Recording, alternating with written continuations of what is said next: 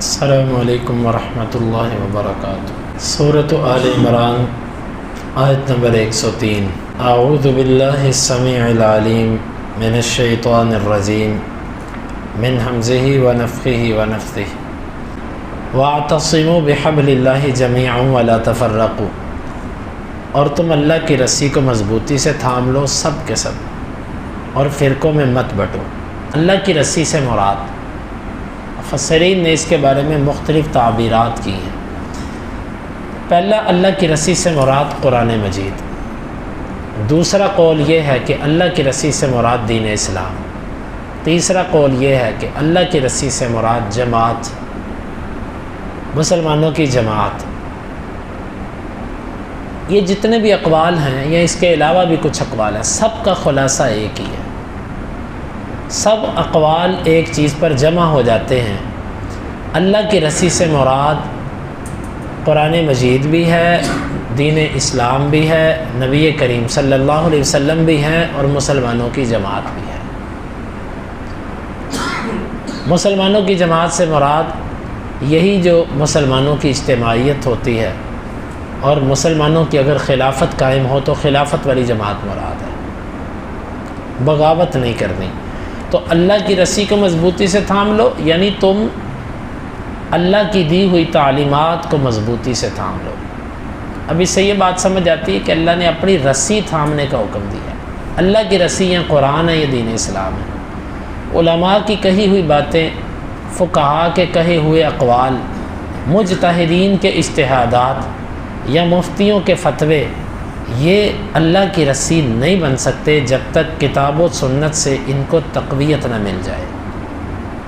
اللہ کی رسی صرف اللہ کی وحی ہے، چاہے وہ قرآن مجید کی صورت میں ہو، چاہے وہ حدیث مبارکہ کی صورت میں ہو۔ اس کے علاوہ تیسری کوئی چیز اللہ کی رسی کہلانے کی حقدار نہیں ہے، کیونکہ رسی کس کو کہتے ہیں؟ رسی اسے کہتے ہیں کہ جب آپ نے کسی بندے کو گڑھے سے نکالنا ہو تو آپ رسی اس میں لٹکاتے ہیں، ایک سرا اپنے ہاتھ میں رکھتے ہیں، دوسرا سرا اس کی طرف پھینکتے ہیں کہ اس کو پکڑو اور میرے قریب آ جاؤ۔ ہم نیچے پستیوں میں گر گئے، شیطان ہمیں نیچے لے آیا، ہم بہت اونچے تھے، جنت میں تھے، شیطان ہمیں جنت سے نکال کے نیچے لے آیا اور بہت نیچے لے گیا۔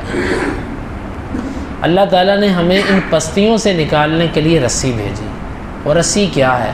وہ رسی وحی ہے، قرآن مجید کی صورت میں اور حدیث مبارک کی صورت میں۔ لہٰذا اس کے علاوہ کوئی تیسری چیز رسی کہلانے کی حقدار نہیں ہے، کیونکہ جو علماء کی باتیں ہیں، جو فقہاء کی باتیں ہیں، جو مجتہدین کے اجتہادات ہیں، جو مفتیوں کے فتوے ہیں، یا جو مستنبطین کے استنباط ہیں، یہ سب کی سب چیزیں عوام کی ہیں، جس میں غلطی کا امکان موجود ہے، جس میں خطا کا احتمال موجود ہے۔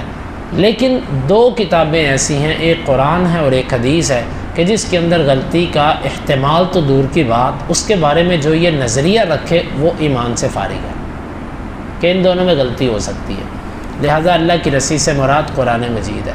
تو جب بھی آپ یہ سمجھیں کہ آپ اللہ تک پہنچنا چاہتے ہیں تو آپ ان دو کتابوں کے ذریعے اللہ تک پہنچ سکتے ہیں۔ اگرچہ آپ کو ہر دعوے دار یہ کہتا ہوا نظر آئے گا کہ ہم بھی ان دو کتابوں کو مانتے ہیں، لیکن آپ دیکھیے گا کہ وہ ان دو کتابوں کا نام لے کر شخصیات کے پیچھے چلتے ہیں۔ ان دو کتابوں کا نام لے کر وہ کچھ بزرگوں کے جو ہے آپ کو پیروکار بنانے کی کوشش کریں گے، تو یہ اللہ کی رسی نہیں بن سکتی۔ اللہ نے اپنی رسی تھامنے کا حکم دیا۔ وَلَا تَفَرَّقُوا، اور دوسری بات یہ کہی کہ تم نے تفرقے میں نہیں بٹنا۔ اس سے یہ بات سمجھ آتی ہے کہ اللہ تعالیٰ نے ہمیں اختلاف سے منع کیا۔ لہٰذا وہ روایت جو عوام کی زبان پر، بلکہ بہت سارے علماء بھی اس کو بیان کرتے ہیں، اختلاف امتی رحمت، میری امت کا اختلاف رحمت ہے، یہ حدیث نہیں ہو سکتی۔ اگر امت کا اختلاف رحمت ہے تو پھر ولا تفرقوا اللہ تعالیٰ نے اس سے منع کیوں کیا؟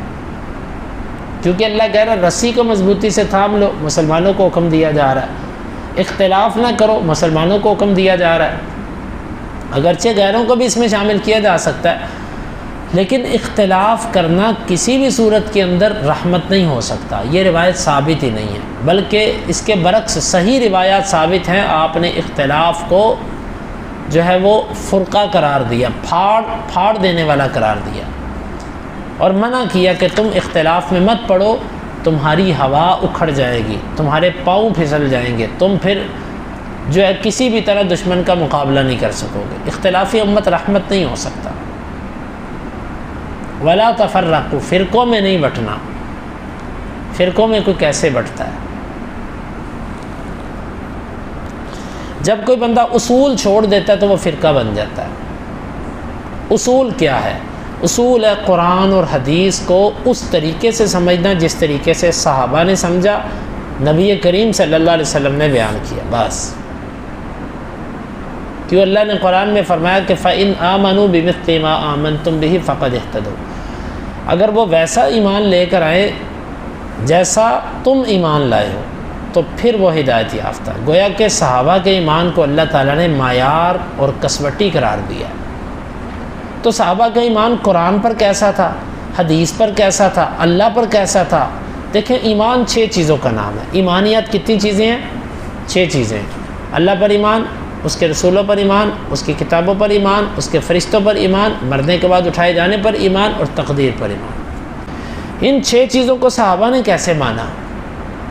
آج اسی طریقے سے جو مانتا ہے وہ حق پر قائم ہے، اور جو اس طریقے کو چھوڑ گیا یقیناً وہ فرقے میں چلا گیا۔ مثلا ایک شخص یہ کہتا ہے میں اللہ تعالیٰ کو مانتا ہوں، لیکن میں اس طریقے سے مانتا ہوں اللہ تعالیٰ کے لیے جو صفات آئی ہیں نا قرآن مجید کے اندر کہ اس کا ہاتھ ہے، ید سے مراد میں اللہ کا ہاتھ نہیں مانتا، یا ساق قرآن کے اندر آتا پنڈلی، میں نہیں مانتا کہ اللہ کی پنڈلی ہے، یا اللہ تعالیٰ کے لیے سمع و بصر کا ذکر آتا ہے، میں اللہ تعالیٰ کے لیے عین کا ذکر آتا ہے، اعین اللہ کی آنکھوں کا ذکر آتا ہے، میں نہیں مانتا اللہ کے لیے آنکھیں۔ کیوں؟ اس سے مشابہت لازم آتی ہے۔ ہم اس سے پوچھیں گے کہ کیا ان چیزوں کا انکار صحابہ نے کیا ہے؟ اگر ان چیزوں کا انکار صحابہ نے کیا تو پھر تو تمہارے پاس ایک مضبوط دلیل موجود ہے، لیکن اگر تم یونان کے فلسفے سے متاثر ہو کر یہ باتیں کر رہے ہو اور فلسفیوں اور علم کلام کے ماہرین سے ڈرتے ہوئے تم یہ بات کر رہے ہو کہ اگر میں نے یہ کہا کہ اللہ کا ہاتھ ہے تو وہ میرے اوپر اعتراضات کریں گے جس کا جواب میں نہیں دے سکوں گا، تو یاد رکھو کہ تم اس عقیدے سے دور چلے گئے جو صحابہ کرام کا عقیدہ تھا۔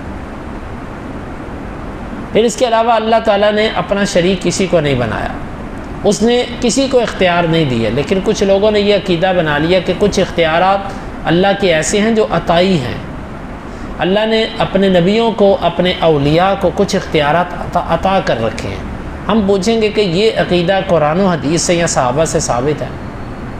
اگر ثابت ہے تو تم حق پر ہو، اگر نہیں تو تم فرقے میں بٹ گئے ہو۔ رسولوں کو ماننے کا طریقہ اسی طرح، یعنی کہ رسول کی بات تو ہم مانتے ہیں، لیکن کس کے واسطے سے؟ جب تک امام صاحب اس پر سٹیمپ نہیں لگاتے ہم حدیث کو نہیں مانتے۔ کتنی ایسی حدیث جن کو یہ کہہ کے چھوڑ دیا جاتا ہے کہ یہ امام صاحب نے نہیں ان پر عمل کیا۔ بھائی صحابہ کرام کا یہ معیار تھا، حدیث آنے کے بعد وہ کسی شخصیت کے چہرے کی طرف دیکھتے تھے کہ جب تک یہ سر نہ ہلائے گا اس وقت تک میں عمل نہیں کروں گا، وہ نہیں دیکھتے تھے۔ اگر تم یہ سمجھتے ہو کہ تم نے کسی امام کو یوں لازم کر لیا کہ جب تک وہ تائید نہ کرے تم حدیث پہ عمل نہیں کرتے تو تم فرقے میں بیٹھ گئے۔ صحابہ ایسے نہیں تھے۔ تم نے ائمہ کے بارے میں جو حسن ظن قائم کیا، اس حسن ظن کے ہم بھی معترف ہیں، ہم ان کی توہین نہیں کرتے، لیکن حسن ظن کا معنی یہ نہیں ہوتا کہ انسان حدیث تو ٹھکرا دے، آیت تو ٹھکرا دے، لیکن یہ کہ جی ان کو غلطی نہیں لگ سکتی، جی وہ ہمارے سے بہتر جانتے تھے۔ خیر آپ خود اس پر غور و فکر کر لیجیے۔ ہر مسئلے میں آپ دیکھیں صحابہ کا ایمان کیسا تھا۔ جو قرآن و حدیث کو صحابہ کے طریقے سے ہٹ کر لیتا ہے یہ فرقہ ہے بس، اور جو اس پر قائم ہے یہ فرقہ نہیں۔ باقی حق پر رہتے ہوئے کچھ مسائل میں اختلاف ہو جانا یہ کوئی بعید نہیں ہے، جس طرح کہ صحابہ کرام کا بھی بعض مسائل پر اختلاف ہوا، فہم کا اختلاف یا اور مسائل کا اختلاف یہ رہا ہے، اور یہ کچھ ایسا عیب نہیں ہے کہ جو کسی کو اہل سنہ سے خارج کر دے۔ اصل انسان اصول سے جب ہٹتا ہے تو پھر فرقہ بنتا ہے، اصول اگر ایک ہوں تو فرقہ نہیں بنتا۔ اللہ تعالیٰ سے دعا ہے اللہ تعالیٰ ہمیں اس آیت مبارکہ کو سمجھنے کی اور عمل کی توفیق عطا فرمائے۔